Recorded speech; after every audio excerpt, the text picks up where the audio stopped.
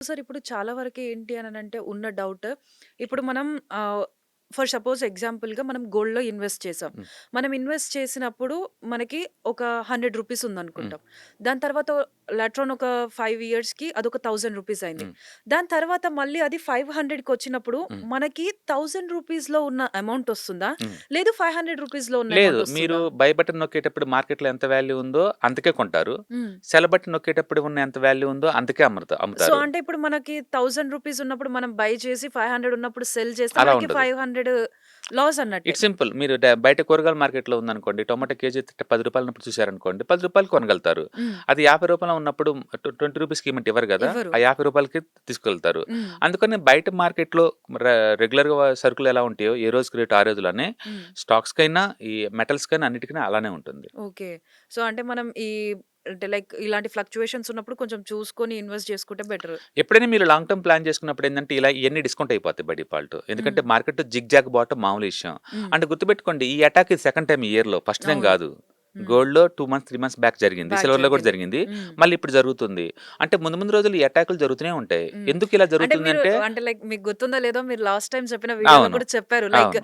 ఇప్పుడు తగ్గుతుంది అననంటే నెక్స్ట్ కొంచెం పెరిగినా అవును. మళ్ళీ తగ్గుతుంది. అవును. మళ్ళీ హైయెస్ట్ పెరగడానికే ఉంటది అవును. తప్ప, అవును. మనకి కంప్లీట్‌గా డౌన్‌కొచ్చేస్తదన్నదైతే అవును. ఉండదు అని పాత చెప్పేసి రేట్లయితే రావు. అన్నారు. అందుకని మార్కెట్ ఎప్పుడు జిగ్‌జాగ్ పోతా ఉంటది. హ్మ్. ప్రతి ఎసెట్ అలానే పోతది. అందుకని ఓకే. మన చార్ట్ రీడింగ్ గనుక ఐడియా ఉన్నోళ్ళకైతే వాళ్ళకది ఐడియా ఉంటది. ఒక ఎసెట్ ఎలా మూవ్ అవుతుందనేది. హ్మ్. వాళ్ళు దాన్ని అడ్వాంటేజ్ తీసుకుంటారు. పడ్డప్పుడల్లా ఓకే. కొంటాం, పెరిగినప్పుడల్లా అమ్మటం, మళ్ళీ పడ్డప్పుడు కొంటాం అలా చేస్తా ఉంటారు. హ్మ్. కాబట్టి గోల్డ్ ఇంకొక 10%, 15% పడితే గనుక that is the best time to invest start okay. చేసుకోవటం.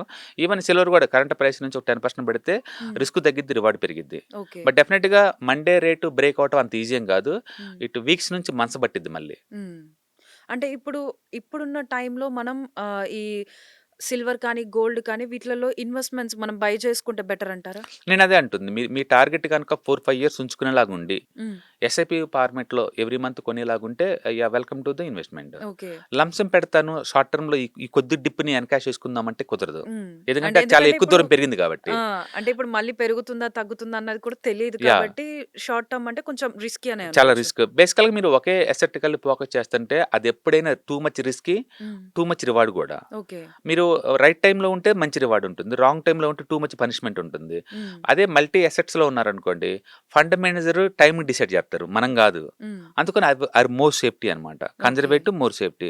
అందుకని మీరెవరైనా నాకు సేఫ్టీగా మార్కెట్‌లో ఉండాలి అనుకున్నప్పుడు టైమింగ్‌తో సంబంధం లేకుండా హ్మ్. మల్టీ అసెట్ అలొకేషన్ ఫండ్స్ అని ఉంటాయి. అందులో ఇన్వెస్ట్ చేశారనుకోండి, ఓకే. అప్పుడు వాళ్ళు రియల్ ఎస్టేట్ కావచ్చు, డెట్ ఫండ్స్ కావచ్చు, మెటల్స్ గోల్డ్, సిల్వర్ ఇలాంటివి కావచ్చు, హ్మ్. లేదు వేరే అమెరికన్ మార్కెట్ ఎలాంటి ఇన్వెస్ట్‌మెంట్స్ కావచ్చు, ఈక్విటీ కావచ్చు, వాళ్ళ టైమింగ్ చూసి పెట్టుకుంటారు. హ్మ్. వాళ్ళంటే ఎక్స్‌పర్ట్స్ కాబట్టి రైట్ టైమ్‌లో బయటకొస్తుంటారు. రైట్ టైమ్‌లో ఇన్వెస్ట్ చేస్తా ఉంటారు.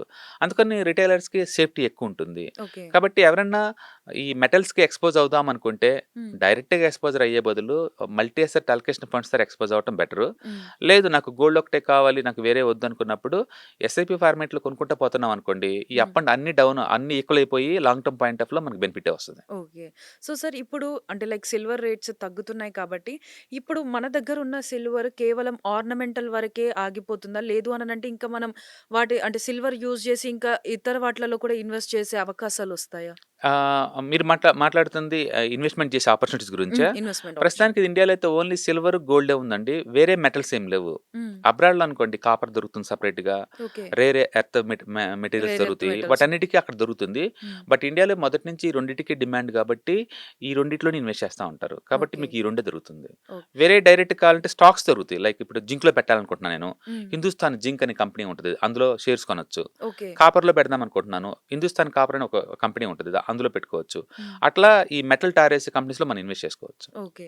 సో, సార్ ఇప్పుడున్న సిట్యుయేషన్స్‌లలో ఈ గోల్డ్, సిల్వర్ మనం బై చేస్తే ఫిజికల్‌గా బై చేస్తే బెటరా? లేదు అననంటే మనం డిజిటల్‌గా మీరన్నట్టు షేర్స్ లాగా ఇన్వెస్ట్ చేస్తే బెటరా? సాధ్యమైనంత వరకు ఫిజికల్ అసెట్స్‌ని అవాయిడ్ చేయండి. అంటిల్ మీకేదన్నా ఇంట్లో అకేషన్ ఉంది అనుకుంటే తప్ప ఫిజికల్ అసెట్స్‌ని అవాయిడ్ చేయటం బెటర్. ఎందుకంటే మన డిజిటల్ కొంటే కంఫర్ట్ ఉంటుంది. హ్మ్. అండ్ మన టూర్‌లో ఉన్నా, ఎక్కడున్నా లిక్విడిటీ చేసుకోవచ్చు. సేఫ్టీ ఉంటుంది. సెక్యూరిటీ ఉంటుంది. రేట్స్ అప్ టు డేట్స్ మనం అమ్మొచ్చు. హ్మ్. ఫిజికల్‌గా ఉంటే నీకు డబ్బులు అర్జెంట్‌గా అయితే నువ్వు అమ్మలేవు వాటిని. హ్మ్. ఎందుకంటే జీఎస్టీ బిల్స్ లేకుండా ఎవరు తీసుకోరు. తీసుకోరు. అంటే స్టోరేజ్ చేయాలన్న భయం ఉంటుంది. దానికోసం లాకర్స్ ఇయన్నీ ఓపెన్ చేయాలి. అండ్ బంగారం కరిగించే కొంది తరుగుదల పోతా తగ్గిపోతూ ఉంటది. ఉంటుంది. ఇలాంటి హెడేక్స్ అన్నీ ఉంటాయి. హ్మ్. కాబట్టి మనం 2025లో ఉన్నాం. ఈ టైంలో కూడా ఫిజికల్ అసెట్స్ అవసరమా అంటే అవసరం లేదు. హ్మ్. ఫర్ ఎగ్జాంపుల్ మీరు ఉండటానికి ఒక ఇల్లు కొనుక్కోవచ్చు రియల్ ఎస్టేట్‌లో. హ్మ్. ఇది కమర్షియల్ రియల్ ఎస్టేట్‌లో అవసరమా అంటే ఆ రెంట్ నీకెంత 6% గిట్టుబాటు అవుద్ది అంతే. హ్మ్. అవసరం లేదు. ఓకే. పోనీ బ్యాంక్‌లో పెట్టడం అవసరం అంటే నాకు అవసరం లేదు. 6% కంటే ఎక్కువ రాదు. అది హ్మ్. అవసరం లేదు. అందుకని బంగారం ఫిజికల్ కొంటే అవసరం అంటే అది కూడా నాకు అవసరం లేదు. ప్రతిదీ నీకు మార్కెట్‌లో దొరుకుతుంది. స్టాక్ మార్కెట్‌లో దొరుకుతుంది డిజిటల్ ఫార్మాట్‌లో. హ్మ్. ఇవాళ రేపు కిడ్స్ అందరూ ఎక్కడెక్కడో సెటిల్ అవుతున్నారు అబ్రాడ్‌లో అవును. లేదా ఢిల్లీలో ఎక్కడెక్కడో ఉంటున్నారు ఆళ్ళు. ఈ అసెట్స్ కోసం మళ్ళీ ఇక్కడ రారు గదా! హ్మ్. పేరెంట్స్ ఓల్డ్ ఏజ్ అయ్యే కొద్దీ వీటిని ఎవరు చూసుకోవాలా? వీటిని ఎవరు ఎవరు అమ్మాలా? జూసుకోరు.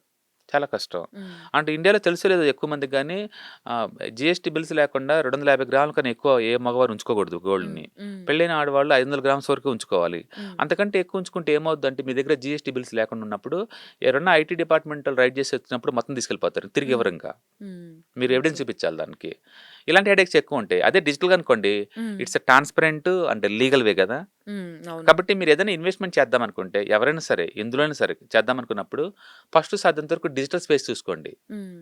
దానికి సంబంధించిన లిటరసీ పెంచుకోండి. అయి కొనుక్కోండి.